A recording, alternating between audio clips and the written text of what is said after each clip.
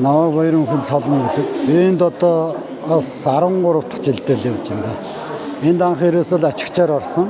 Одоо тэгэл яг ачигчаараа л одоо хүртэл ажиллаж байна. 13 жил.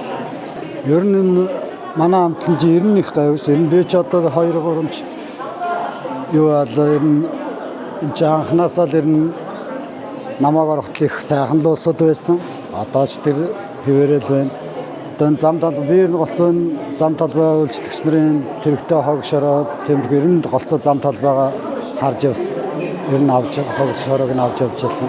Сая л бараг гэсэн мэтлээ харин саяхан л мэтлээ. Тэгээд хамт олондоо баярлж байна. Бүгд нь намайг одоо ингэ дэмжиж ажлын хөтөлбөрийг үнэлж байгаа. Төрийн дарга нартаа бас баярлалаа гэж хэлээ та.